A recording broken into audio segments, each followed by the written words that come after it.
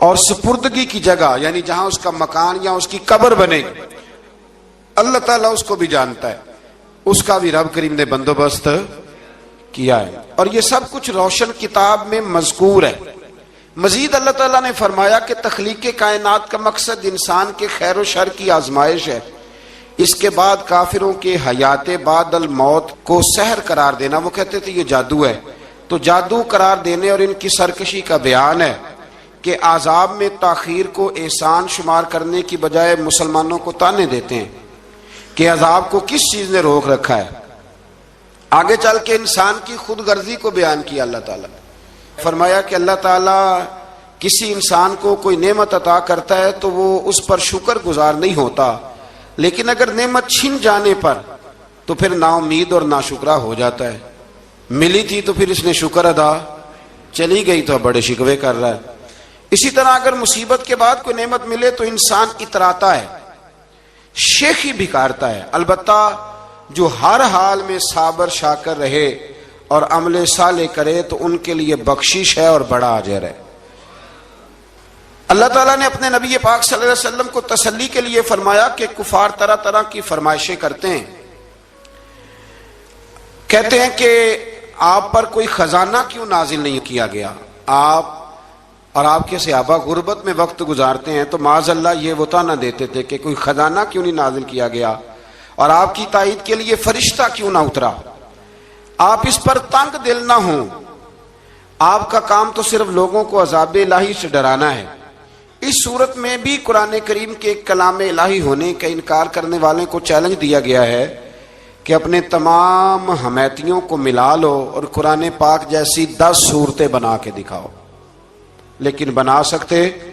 آیت نمبر 15 میں ارشاد فرمایا کہ دنیا اور اس کی زینت کے طلبگاروں کو ان کے اعمال کا اجر اسی دنیا میں مل جائے گا، لیکن آخرت میں پھر ان کا کوئی حصہ نہیں ہوگا، اجر آخرت کے اعتبار سے ان کے اعمال باطل ہو جائیں گے۔ آیت نمبر 17 میں قرآن کی حقانیت کا انکار کرنے والوں کے لیے نار جہنم کی وعید کا ذکر ہے، اور قرآن کے اللہ کی جانب سے حق ہونے اور بغیر کسی شک کے اس پر ایمان لانے کا ذکر ہے۔ اس کے بعد اللہ تعالیٰ پر جھوٹ باندھنے والوں اور اللہ کے رستے سے روکنے والوں کا ذکر کیا گیا کہ قیامت کے دن ان پر گواہ پیش ہوں گے کہ یہ اپنے رب پر جھوٹ باندھتے تھے، اور ان پر اللہ کی لعنت، ان کے لیے دوہرے عذاب اور آخرت میں ان کی یقینی ناکامی کا ذکر ہے۔ یہاں ایک بات آپ سے بھی عرض کروں، ہم بھی کئی دفعہ نا بھولے پن میں کہہ دیتے اللہ نے یہ بھی تو فرمایا نا جی قرآن میں، تو جب تک آپ پڑھ نہیں لیتے یا سن نہیں لیتے تب تک یہ جملہ بولنے کی ضرورت ہے۔ اسی طرح نبی پاک علیہ السلام نے فرمایا جس نے مجھ پر جھوٹ باندھا، جھوٹی حدیث بیان کی، وہ میں نے کہا ہی نہیں تھا پر اس نے جھوٹی حدیث بیان کی، تو حضور فرماتے اس نے حدیث نہیں سنائی بلکہ اپنا جہنم کے اندر مکان بنا لیا ہے۔ تو قرآن و سنت کے معاملے میں جس چیز کا علم نہ ہو، جس کی پوری خبر نہ ہو، آپ اس کے حوالے سے کوئی بات کر سکتے، احتیاط کریں، بہت احتیاط کریں۔ آیت نمبر 23 میں بتایا کہ جو ایمان لائے اور جنہوں نے نیک کام کیے اور اپنے رب کے حضور عاجزی کی تو یہ لوگ ہمیشہ جنت میں رہیں گے۔ مزید فرمایا کہ مومن اور کافر کی مثال ایسی ہے جیسے اندھا اور بینا، مومن گویا دیکھنے والا ہے اور کافر گویا اندھا ہے اور بہرا اور سننے کی صلاحیت رکھنے والا۔ آیت نمبر 25 سے 23 تک میں پھر حضرت نوح علیہ السلام اور ان کی قوم کے حالات بیان ہوئے کہ نوح علیہ السلام نے جب اپنی قوم کو توحید کی دعوت دی اور انکار پر عذاب الہی سے ڈرایا تو قوم کے سرداروں نے ان سے کہا، بھلا کیا کہا؟ کہنے لگے آپ تو ہم جیسے بشر ہیں، تو ہماری طرح ہی ہیں آپ، اور آپ کے پیروکار پسماندہ یعنی غریب لوگ ہیں اور کم عقل لوگ ہیں، ہماری رائے میں آپ کو معاذ اللہ ہم پر کوئی فضیلت حاصل نہیں، بلکہ معاذ اللہ ثم معاذ اللہ۔ کہنے لگے آپ تو جھوٹے ہیں، اللہ کے نبی کو کہہ رہے معاذ اللہ، استغفر اللہ۔ نوح علیہ السلام نے جواب دیا کہ میں اپنے رب کی جانب سے واضح دلیل رکھتا ہوں اور اس نے مجھے رحمت سے نوازا ہے، لیکن تم میرے مقام کو سمجھنے کی صلاحیت نہیں رکھتے، تم اتنی صلاحیت رکھتے نہیں ہو، اور پھر ارشاد فرمایا کہ میں تم سے دعوت حق کے صلے میں کسی اجر کا طلبگار نہیں ہوں، اور نہ ہی میں اہل ایمان کو اپنے پاس سے دھتکارنے والا ہوں، اور میں نے یہ دعویٰ بھی نہیں کیا کہ میرے پاس اللہ کے خزانے ہیں، اور نہ میں از خود غیب جاننے والا ہوں، اور نہ ہی میں یہ کہتا ہوں کہ میں فرشتہ ہوں، نہ میں یہ کہتا ہوں کہ جن لوگوں کو تم اپنی نظروں میں حقیر جانتے ہو اللہ انہیں خیر سے نہیں نوازے گا۔ فرمایا یہ ٹھیک ہے کہ اللہ بشروں میں سے رسول بناتا ہے، پر جسے بناتا ہے پھر اسے بڑی شانیں عطا فرماتا ہے۔ پہلے دن سے انسان کا یہ مسئلہ ہے، پہلے دن سے انسان کا یہ مسئلہ ہے کہ وہ کہتا ہے میں انسان سے ہدایت حاصل کروں، لیکن رب نے بھی قانون بنایا ہے کہ اللہ تبارک و تعالیٰ بندے پر ہی وحی فرماتا ہے۔ فرشتوں اور جنوں کو اللہ نے اس منصب کے لیے منتخب نہیں فرمایا۔ قوم نوح نے کہا کہ آپ نے ہم سے بہت بحث کی معاذ اللہ، پس جس عذاب سے آپ ہمیں ڈرا رہے ہیں وہ لے آئیے۔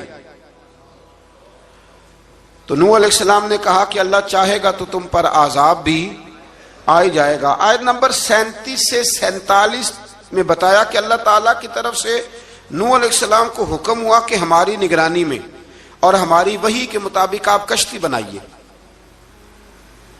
اور ظالموں کے بارے میں ہم سے کوئی بات نہ کریں۔ حضرت نوح کی خواہش تھی کہ یا اللہ انہیں بھی معاف کر دے، فرمایا یہ ظالم ہے تو میرے نبی ان کے بارے میں مجھ سے کوئی بات نہ کریں، وہ ضرور غرق ہو جائیں گے۔ پھر وہ کشتی بنانے لگے، اور جب ان کی قوم کے سردار ان کے پاس سے گزرتے تو ان کا مذاق اڑاتے۔ یہ آپ کیا کر رہے ہیں؟ آج بھی وزیر مشیر بڑے بڑے لوگ اللہ ماشاءاللہ دینداروں کا مذاق اڑاتے نہیں؟ اڑاتے ہیں کہ نہیں اڑاتے مذاق؟ یہ کن کا طریقہ ہے؟ یہ تو قرآن مجید کہہ رہا ہے کہ حضرت نوح کی قوم جو کافر تھی ان کا طریقہ ہے اہل ایمان کا مذاق اڑانا۔ تو وہ مذاق اڑانے لگے۔ نوح علیہ السلام نے کہا کہ وہ وقت آنے والا ہے کہ جب تمہارا مذاق اڑایا جائے گا، اور تمہیں پتہ چل جائے گا کہ رسوا کن عذاب کس پر آئے گا۔ اللہ تعالیٰ نے فرمایا جب ہمارا حکم عذاب آ پہنچا اور تندور ابلنے لگا، تندور سے آگ نکلا کرتی ہے، پانی نہیں نکلا کرتا، پر نوح علیہ السلام کی قوم پر جب عذاب آیا تو پانی تندور سے نکلا، تندور سے اللہ نے پانی نکالا، جہاں سے پانی نکلا نہیں کرتا، تندور ابلنے لگا۔ اللہ اکبر۔ تو اللہ تبارک و تعالیٰ نے فرمایا تو ہم نے نوح علیہ السلام سے کہا کہ آپ خود اور اپنے گھر والوں کے ساتھ اس کشتی میں سوار ہو جائیں، اور اہل ایمان کو بھی سوار کر لیں، اور ہر چیز کے جوڑے یعنی نر اور مادہ کو سوار کر لیں۔ اور ان کے ساتھ ایمان والے بہت کام تھے۔ حضرت نوح علیہ السلام دعائیں پڑھتے ہوئے سوار ہو گئے۔ پھر کیا ہوا؟ کشتی انہیں پہاڑوں جیسی موجوں میں لے جا رہی تھی کہ نوح علیہ السلام الگ کھڑے ہوئے اپنے بیٹے سے فرمانے لگے بیٹے ہمارے ساتھ کشتی میں سوار ہو جا اور کافروں کے ساتھ نہ رہو۔ اس نے یعنی نوح علیہ السلام کے بیٹے نے کہا کہ میں آپ کے ساتھ نہیں بیٹھوں گا، ابھی کوئی پہاڑ آئے گا تو میں پہاڑ کی پناہ لے لوں گا۔ اگر کسی نیک آدمی کا بیٹا کبھی غلط نکل آیا تو اس کا مطلب یہ نہیں کہ اس نے تربیت ٹھیک نہیں کی،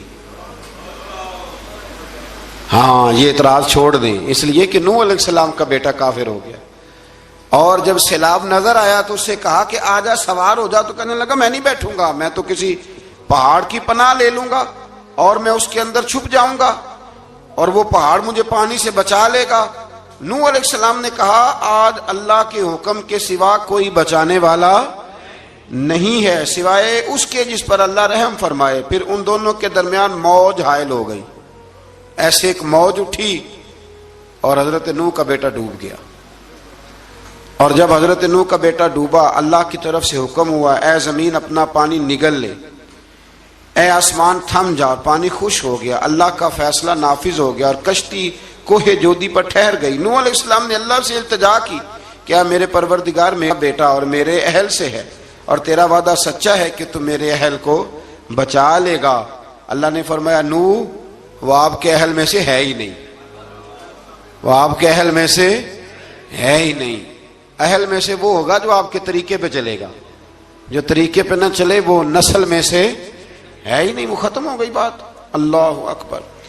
اس کے اعمال ٹھیک نہیں، جس بات کی حقیقت کا آپ کو معلوم نہ ہو اس کے بارے میں سوال نہ کریں۔ تو نوح علیہ السلام نے اللہ تعالیٰ سے اپنی اس اجتہادی خطا پر مغفرت اور رحم کی دعا کی۔ پھر طوفان نوح تھم جانے کے بعد وہ سلامتی کے ساتھ اتر گئے۔ اجتہادی خطا میں نے ایک لفظ بولا ہے، یہ اجتہادی خطا کا مطلب یہ ہے کہ بعض اوقات انبیاء سے ایسی باتیں سرزد ہو جاتی ہیں کہ جو تعلیم امت کے لیے ضروری ہوتی ہیں، تاکہ لوگوں کو پتہ چل جائے کہ اللہ کی بارگاہ میں توبہ کیسے کرنی۔ اگر وہ لوگ توبہ نہ کرتے تو ہمیں توبہ کے طریقے سمجھ میں، یعنی ان سے اجتہادی خطا ہو گئی، کہنے میں کرنے میں کوئی ایسی بات ہو گئی جو بظاہر اللہ تعالیٰ کی رضا والی، تو فوراً معافی مانگ لیتے تھے۔ لیکن اب امتی اٹھ کے کہے کہ نبی گناہ گار ہے معاذ اللہ۔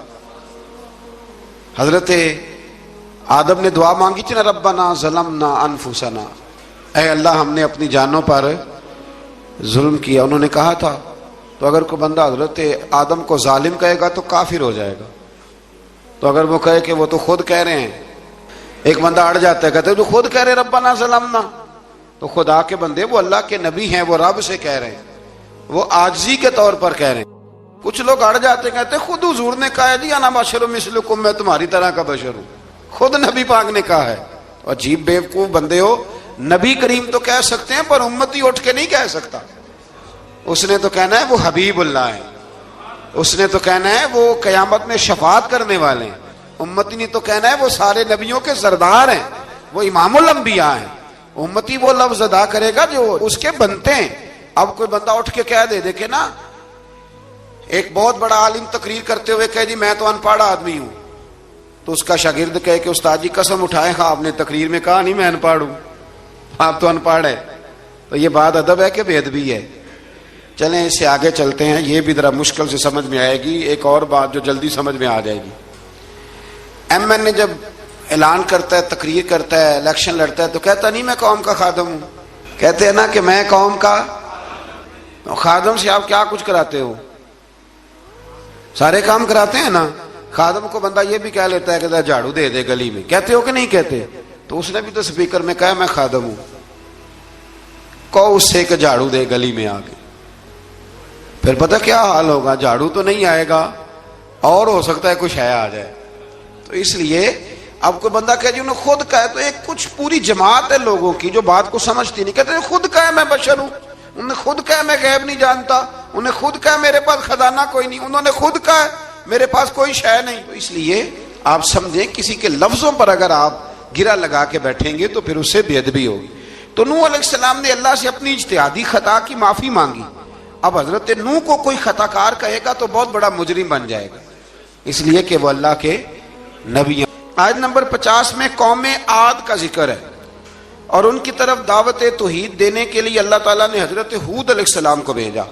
ہود علیہ السلام نے قوم سے کہا کہ میں تم سے کسی چیز کا اجر طلب نہیں کروں گا، میرا اجر میرے اللہ کی بارگاہ میں ہے، پس تم اپنے رب سے بخشش مانگو، پھر اس کی بارگاہ میں توبہ کرو، اللہ تعالیٰ تم پر موسلا دار بارش برسائے گا اور تمہاری قوت میں اضافہ فرمائے گا۔ قوم عاد نے دعوت حق کو رد کیا اور ایمان نہ لائے، بلکہ ہود علیہ السلام پر طنز کیا۔ وہ کہنے لگے کہ ہمارے تو معبودوں نے، ہمارے بتوں نے معاذ اللہ آپ کو پاگل بنا دیا ہے، آپ کو مجنون بنا دیا ہے، الٹا حضرت ہود کو کہنے لگے، اس لیے آپ ایسی باتیں کرتے ہیں۔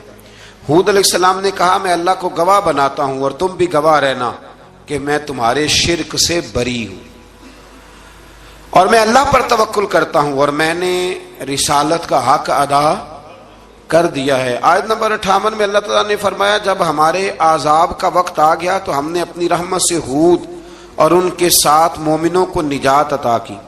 قوم عاد نے اللہ کی نشانیاں اور رسولوں کو جھٹلایا اور دنیا اور آخرت میں لعنت کے حقدار ہوئے۔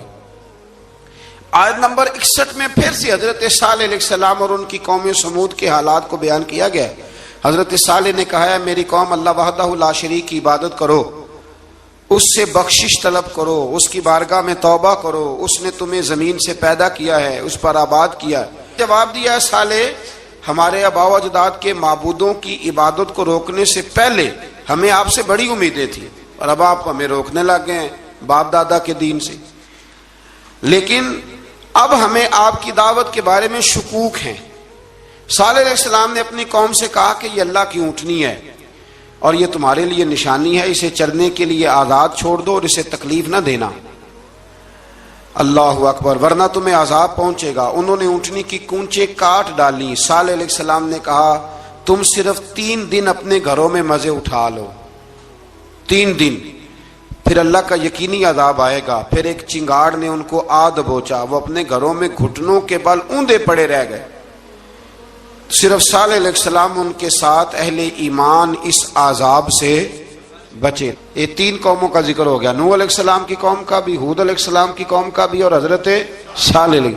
आगे अल्लाह तबारक व तआला ने आयत नंबर 69 में इस बात का बयान फरमाया कि हजरत इब्राहीम अलैहिस्सलाम के पास फरिश्ते बशरी शक्ल में आए, इंसानी शक्ल में। उन्होंने अजनबी मेहमानों के लिए बछड़े का भुना हुआ गोश्त तैयार कराया। आप यकीन करें, कुछ बातें लोग ऐसी बयान करते हैं कि जिनको ना सुन के बंदे का दिल करता है कि इस बंदे को बताएं कि यार यहाँ तो दीन सारा पढ़। एक साहब मुझे कहने लगे, जी मैं एक पीर साहब के पास गया था तो बड़ी मुरगन गिजाएं थी, उन्होंने मेरी बड़ी खिदमत की पर मुझे नहीं अच्छा लगा, पीरों को चाहिए सादी रोटी रखें। मैं कह तू पीरा वास्ते लिस्ट बना खा, उन्होंने किस तरह का होना चाहिए। ये बहुत बड़ी मुसीबत है। अगर आप सादा खाना खिला दें तब भी एतराज है, अच्छा खिला दें कहते रौला है, कोई पीर चोखे मालदार, दोनों तरफ से मसला। तो कहने लगा जी नहीं, पीरों का क्या काम है, वो कड़ाइयाँ और वो सारे। तो फिर मैंने उन्हें कहा कि आप इस तरह करें, घर जाके ना तो 12वें सिपारे की तिलावत करें। हजरत इब्राहीम ने अपने मेहमानों के लिए भुना हुआ खाना तैयार फरमाया था। तो आप क्या कहेंगे कि हजरत इब्राहीम दरवेश नहीं थे? अजीब बात है भाई, आप हर बात में अड़ जाते हैं। दीन हमने वो लेना है जो अल्लाह का कुरान हमें देता है और रसूलुल्लाह की हदीस हमें देती है। जब उन्होंने देखा कि मेहमान खाने की तरफ हाथ नहीं बढ़ा रहे तो उनको डर महसूस हुआ हजरत इब्राहीम को। फरिश्तों ने कहा कि हमें कौम लूत अलैहिस्सलाम के आजाब के लिए भेजा गया है। हजरत इब्राहीम की बीवी खड़ी थी, इस पर वो मुस्कुराई तो फरिश्तों ने अल्लाह की तरफ से इन्हें हजरत इसहाक अलैहिस्सलाम और उसके बाद हजरत याकूब अलैहिस्सलाम की बिशारत अता। इसहाक अलैहिस्सलाम हजरत इब्राहीम के बेटे हैं और याकूब अलैहिस्सलाम पोते हैं, और याकूब अलैहिस्सलाम के बेटे यूसुफ अलैहिस्सलाम। हाँ, अल्लाह अगर चाहे तो 7 नस्लों में नबुव्वत रख देता है अगर उसकी मंशा हो। तो हजरत याकूब की बिशारत दी। उन्होंने हैरत से कहा कि हम दोनों मियाँ बीवी तो बूढ़े हैं, इस उम्र में औलाद कैसे होगी? तो फरिश्तों ने जवाब दिया, ए इब्राहीम के घर वालों, तुम पर अल्लाह की रहमतें और बरकतें हों। अल्लाह की कुदरत पर तुम्हें क्यों ताज्जुब है? अल्लाह फरमाता है कि बेटे की बिशारत सुनकर इब्राहीम का खौफ दूर हो गया और फिर वो कौम लूत के बारे में गुफ्तगू करने लगे। इब्राहीम बहुत बुर्दबार, अल्लाह से आहोजारी करने वाले और उसकी तरफ रुजू करने वाले थे। अल्लाह ताला ने हजरत इब्राहीम अलैहिस्सलाम को फरमाया, ए इब्राहीम, इस गुजारिश से आप गुरेजा रहें, इसका यकीनी फैसला हो चुका है और इन पर ना टलने वाला अजाब नाजिल हो के रहेगा। वो क्या गुनाह करते थे? लूत अलैहिस्सलाम की कौम में मैंने बताया था, मर्द मर्दों से बदफेली करते। तो हजरत इब्राहीम ने भी अर्ज की, बार बार गुजारिश की, बहस की कि अल्लाह मेहरबानी फरमा उनका अजाब। आप देखें नबियों के हौसले कितने बड़े हैं। कौमें तंग करती हैं और तरह तरह की बातें करती हैं और पैगंबर फिर भी कहते हैं या अल्लाह मेहरबानी फरमा, ऐ अल्लाह इनसे अजाब। आयत नंबर 77 में हजरत लूत अलैहिस्सलाम की कौम की बदआमालियों और लूत अलैहिस्सलाम के अपनी कौम को बदआमालियों के बायस फरिश्तों की आमद, कौम के बदआमाल लोगों के दौड़ कर आने और हजरत लूत को उनके समझाने और उनके इनकार पर मुज़तरिब होने का जिक्र है, जिस पर फरिश्तों ने हजरत लूत को तसल्ली दी कि आप फिक्र न करें, हम आपके रब के फरिश्ते हैं, ये आप और हम तक नहीं पहुंच सकेंगे। आप रात के आखिरी हिस्से में कौम की तरफ तवज्जो किए बगैर हिजरत फरमा लें, इसलिए कि सुबह के वक्त इन पर आजाब आएगा। जब अल्लाह का अजाब आया तो उसने बस्ती के ऊपर के हिस्से को नीचे कर दिया और कौम लूत के ऊपर अल्लाह की तरफ से लगातार निशान ज़दा पत्थर बरसाए गए, लगातार पत्थर आए। आयत नंबर 84 में अल्लाह ताला ने हजरत शुएब अलैहिस्सलाम और उनकी कौम का जिक्र फरमाया है और उनके जराइम को बयान किया गया है। वो नाप तोल में कमी करते थे, दूसरों को चीजें कम तोल कर देते थे। अल्लाह ताला ने उनसे फरमाया कि फसाद फिल अर्द से बाज आओ और अपने से पहले सरकश उम्मतों का अंजाम देख लो। जब हजरत शुएब की नसीहतों का उन पर असर ना हुआ तो फिर अल्लाह ताला ने उन्हें भी आजाब से हलाक कर दिया। آیت نمبر 94 میں فرمایا کہ جب ہمارا عذاب آیا تو ہم نے اپنی رحمت سے حضرت شعیب اور ان پر ایمان لانے والوں کو بچا لیا، اور ظالموں کو ایک زبردست چنگاڑ نے پکڑ لیا تو صبح وہ اپنے گھروں میں اوندے منہ پڑے تھے، گویا وہ کبھی وہاں آباد تھے ہی نہیں۔ آیت نمبر 96 میں حضرت موسیٰ علیہ السلام کو عطا کیے جانے والے 9 معجزات کا ذکر ہے۔ پھر فرعون اور اس کے پیروکاروں کے باطل روش کے باعث ان کی ہلاکت کا بھی ذکر فرمایا، اور دنیا اور آخرت میں انہیں ملعون یعنی لعنتی قرار دیا۔ جن بستیوں کو اللہ تعالیٰ نے ہلاک کیا ان میں سے بعض کے آثار موجود ہیں اور بعض کے آثار تک معدوم ہو چکے۔ ان میں سے ہر بستی والے اپنے ظلم کے باعث ہی ہلاک ہوئے۔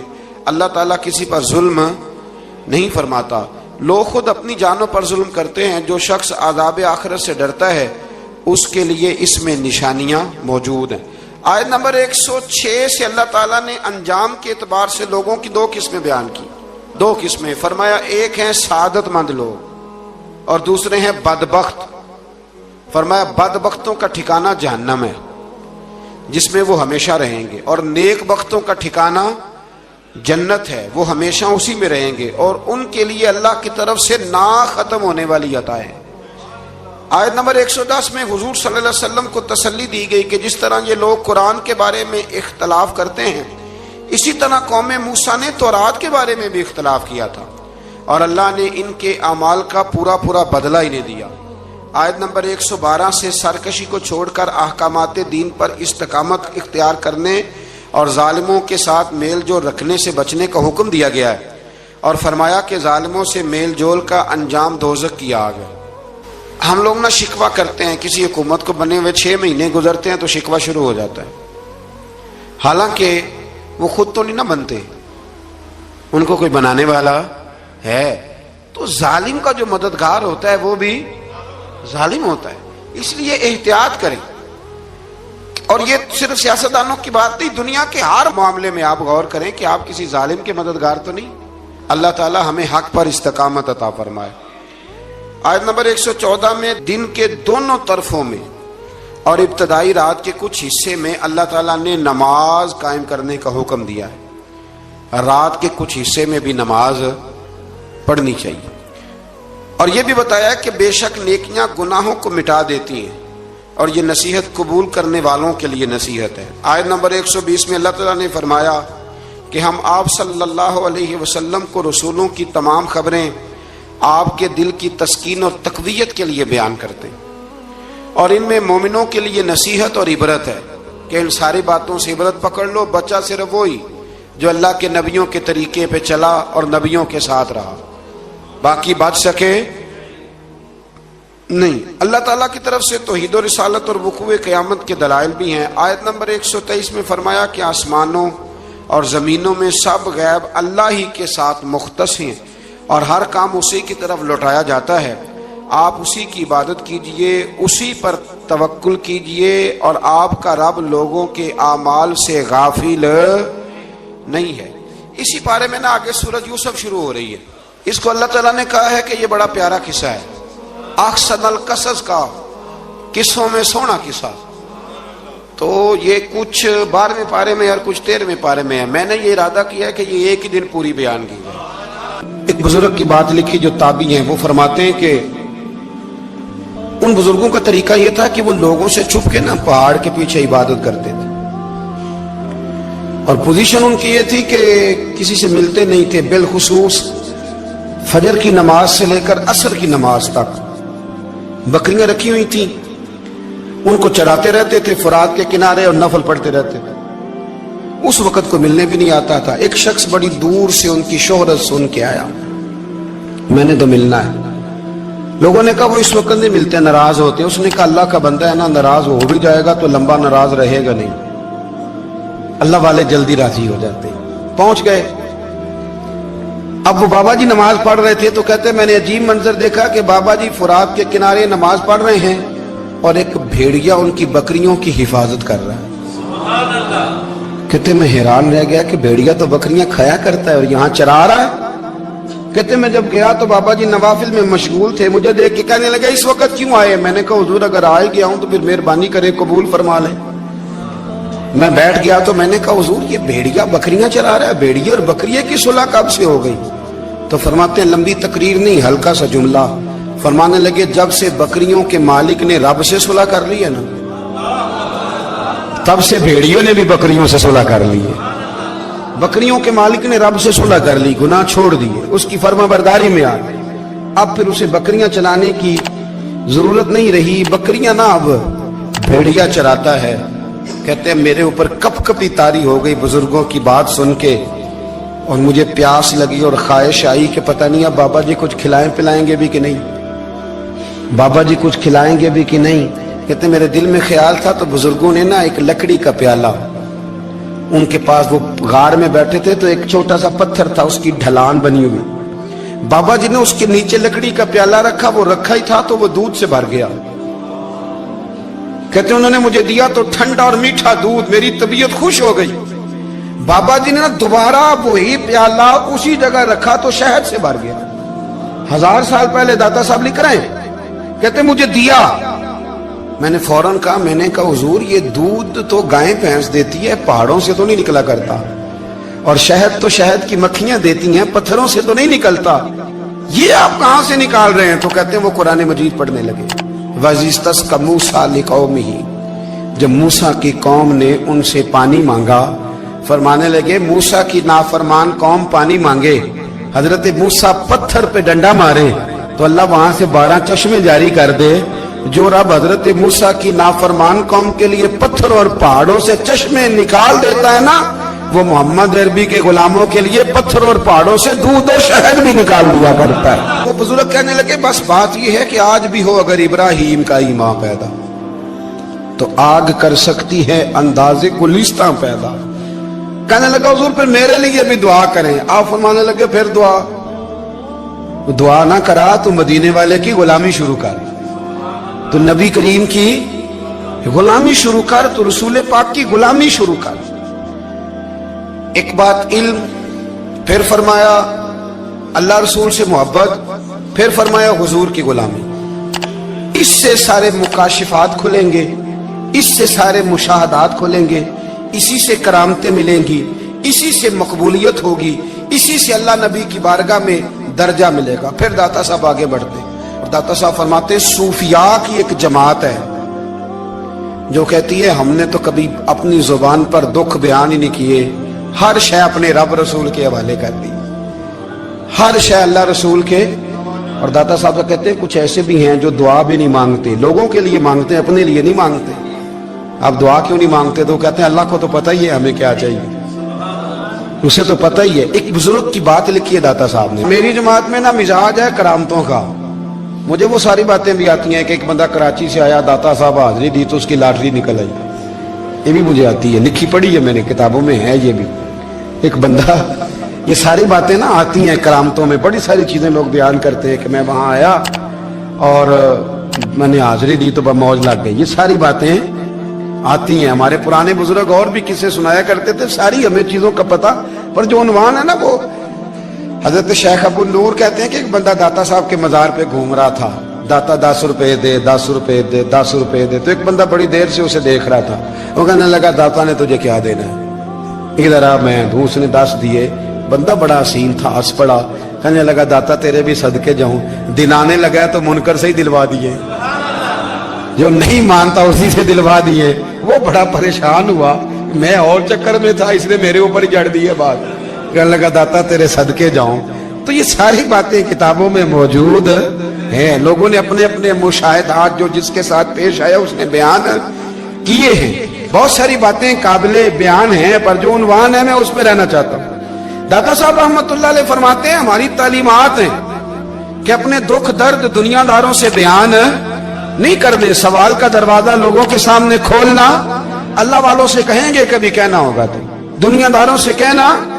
کہتے ہیں ایک شیخ احمد نام کے بزرگ تھے، ساری زندگی کسی کو کام نہیں بتایا، ساری زندگی بڑی مشکلات آئیں، پر کبھی اپنی ذات پر سوال کا دروازہ نہیں کھولا۔ ایک ایسی مشکل آئی کہ جو حل ہی نہیں ہوتی تھی، کسی نے ان پر کوئی الزام لگا دیا۔ ابو مسلم نام کا ایک بادشاہ تھا، اس کی حکومت تھی، اس نے پکڑ کے قید میں ڈال دیا۔ اب قید میں ہیں، जुर्म लग गया है, फर्द जुर्म आयद हो गई है, जेल में है। लोग कहने लगे हजरत जी अपनी सफाई में कुछ कहें, फरमाने लगे सारी जिंदगी बंदों से कुछ नहीं कहा। अल्लाह रसूल को पता है मैं बेगुनाह हूं, मुझे कहने की जरूरत नहीं। दाता गानी बख्श अली हजवेरी ने लिखा है, दाता साहब कहते हैं तू यकीन कामिल तो पैदा कर, तू ईमान तो पुख्ता कर।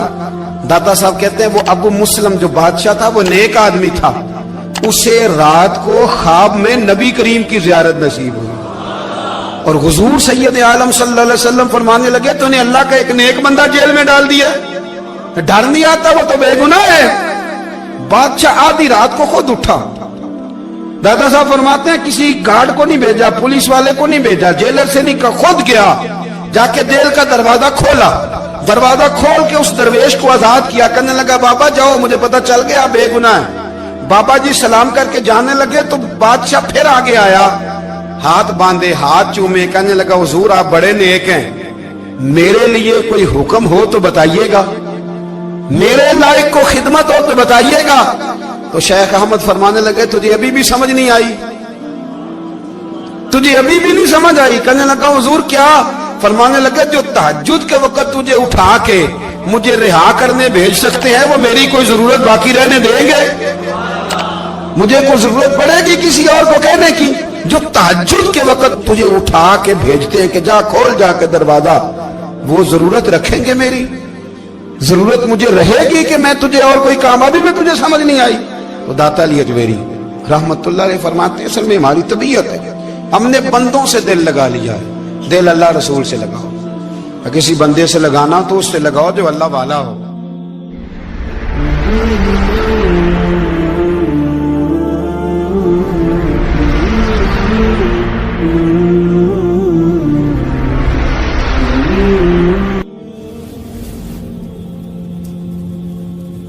ये वाला रंग तेरे अंदर कोई नहीं। अबू सुफियान आए उन दिनों जिन दिनों हालात बड़े कठिन थे, इख्तलाफ शिद्दत का था।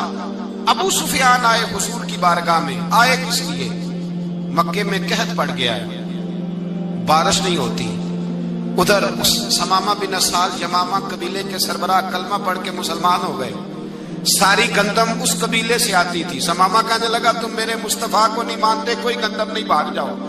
एक बारिश कोई नहीं, दूसरी गंदम कोई नहीं। अबू सुफियान तड़प के दरे रसूल पे हाजिर हुए। अभी थोड़े दिन गुजरे हैं, ओहद में हुजूर के दांत शहीद किए। अभी थोड़े दिन गुजरे हुजूर को सताया है। अभी थोड़े दिन गुजरे हजरत अमीर हमजा का कलेजा निकाल के चबाया है। अभी थोड़े दिन गुजरे हजरत अनस बिन नजर की गर्दन काटी। अभी थोड़े दिन गुजरे अब्दुल्ला बिन जहाज के टुकड़े किए। अभी थोड़े दिन गुजरे हुजूर को सताया, तड़पाया है।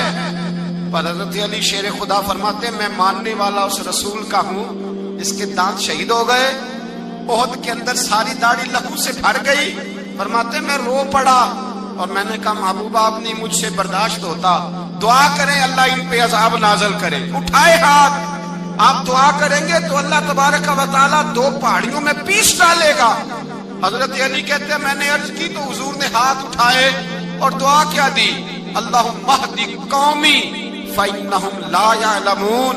ऐ अल्लाह मेरी कौम को हिदायत दे दे, ये जानते नहीं ये क्या कर रहे हैं। अल्लाह इन्हें हिदायत दे। ये इखलाक हसना का मेयार। थोड़े दिन पहले हुजूर के साथ ये रवैया। अबू सुफियान अब बेहाल हो गए, बच्चे भूख से मरने लगे, जानवर प्यास से मरने लगे। अबू सुफियान छुपता छुपाता कहने लगा चारा कोई नहीं, मुस्तफा के पास जाना ही पड़ेगा। अबू सुफियान मदीने पहुंच गए। जब पहुंचे ना तो अबू सुफियान की अपनी साहिबजादी हजरत उम्मे हबीबा उम्मुल मोमिनीन थी, रसूलुल्लाह की ज़ौजा थी। अबू सुफियान जब आए तो हजरत उम्मे हबीबा के पास सीधे उनके घर गए बेटी से मिलने। हुजूर का बिस्तर बिछा हुआ था। हजरत उम्मे हबीबा हुजूर की ज़ौजा उम्मुल मोमिनीन बिस्तर बिछाए। अबू सुफियान बैठने लगे। जनाब उम्मे हबीबा कहने लगी अब्बा जी ठहर जाएं। वो ठहरे तो बिस्तर समेट दिया। कहने लगे बेटी शायद तेरे घर में कोई कीमती बिस्तर नहीं, गुर्बत छुपाने के लिए बिस्तर समेट रही हो। जनाब उम्मे हबीबा कहने लगी अब्बा तू मुसलमान नहीं ना हुआ, अभी तेरी सोच काफिरों जैसी है। तू यहाँ आके खड़ा होना जहाँ मैं खड़ी हूँ, फिर तुझे रसूलुल्लाह की मोहब्बत के रंग का पता चले। तू अभी खड़ा वहां है जहाँ तुझे कुफर ही कुफर सुनाई और सुझाई देता है। بستر اس لیے نہیں سمیٹا کہ معاذ اللہ کم قیمت تھا، میں نے اس لیے سمیٹا ہے کہ تو نجس ہے، ناپاک ہے، ابھی کلمہ نہیں پڑھتا۔ اور یہ اس رسول کا بستر ہے کہ جو بستر میں موجود ہوتے ہیں تو جبریل امین قرآن لے کے تشریف لے آتے ہیں۔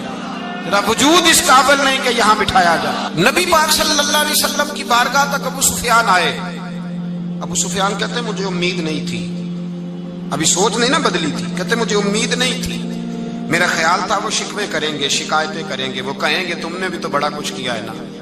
ابو سفیان کہتے ہیں میں قربان جاؤں، میں نے یہ رنگ دیکھا تو مدینے کی فضا ویسے ہی بڑی ٹھنڈی تھی، لیکن مصطفیٰ کریم کے ساتھ جب میں نے بات کی تو میرے وجود پر گریہ طاری ہو گئی، میرے اوپر کیفیت طاری ہو گئی، میں تڑپنے لگا۔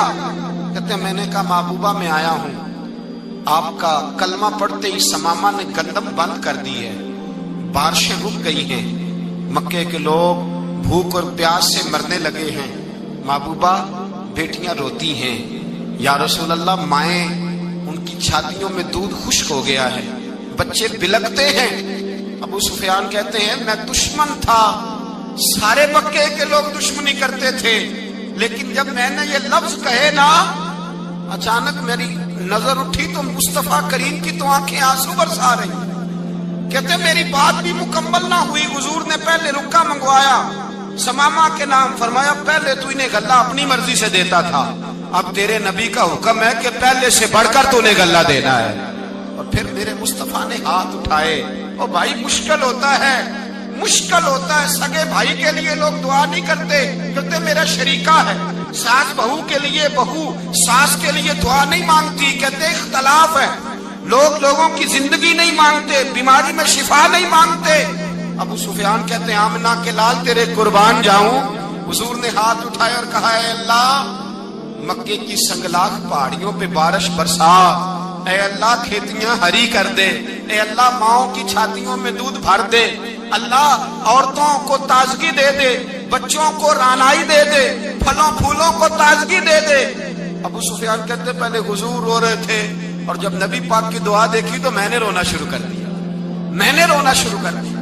کہتے واپس آیا تو وہ احساس کہ یار یہ میں کس شخص سے مل کے آیا ہوں، یہ کس قسم کے آدمی سے مل کے آیا ہوں، یہ کیسا رنگ ہے، یہ کس قسم کا انداز ہے کہ جس کو میں پتھر مارتا رہا وہ میرے لیے دعائیں لے کے بیٹھا ہوا ہے، جس کو ساری زندگی ستایا ہے وہ میرے بچے کے لیے روتا ہے، میری بیٹی کے لیے اس کی آنکھ میں آنسو ہیں، وہ ہمارے لیے تڑپ رہے ہیں۔ میرے بھائیوں ابو سفیان کہتے ہیں پھر دوسرا جلوہ میں نے تب دیکھا جب حضور مکے آئے، اور میں تو آخر تک لڑنے آیا تھا نا حدیبیہ تک۔ کہتے ہیں جب رسول پاک مکے آئے اور حضور نے اعلان معافی کیا تو بنتا تو یہ تھا کہ مجھے سزا ملتی، لیکن میرے مصطفیٰ کریم نے فرمایا جو ابو سفیان کے گھر میں چلا جائے گا میں اسے معاف کر دوں گا۔ کہتے ہیں میں نے کہا یہ میرے لیے کس قسم کی سزا تجویز کی ہے کہ میں عمر بھر دشمنی کرتا رہا اور یہاں رنگ عجیب ہے۔ حضور نے میرے لیے ہی اعزاز لکھ دیا، فرمایا جو ابو سفیان کی حویلی میں داخل ہو گیا میں نے معاف کیا۔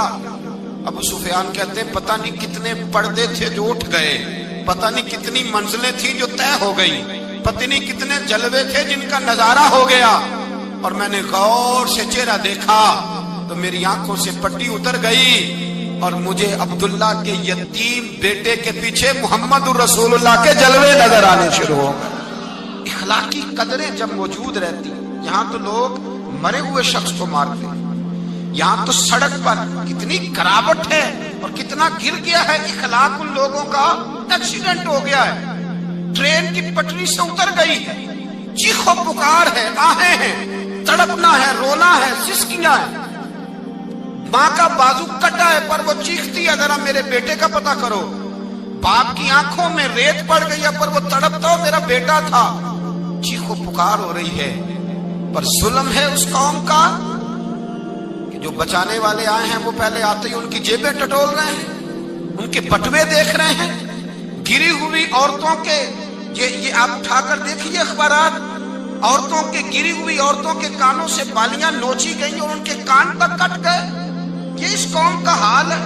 اقبال کہتے ہیں جنہیں آتا نہیں دنیا میں کوئی فن تم ہو اور بیچ کھاتے ہیں جو بزرگوں کا کفن تم ہو، تم وہ لوگ ہو جو کفنوں پہ سودے کرتے ہو، जो कब्रों पे सौदे करते हो। लोग तिजारतें करते हैं, इखलाकी पस्ती का ये आलम कि लोग कब्रों पे सजदे करते हैं, बेटे बेच के दहेज खरीदते हैं। गरीब की बेटी रोज तड़पती है, रोती है, रोज सिसकियां लेती है कि कहां से वो दरवाजा खुलेगा जब मैं भी जब सुहागन होंगी, जब मेरा बाप भी इज्जत के साथ मुझे रुखसत करेगा।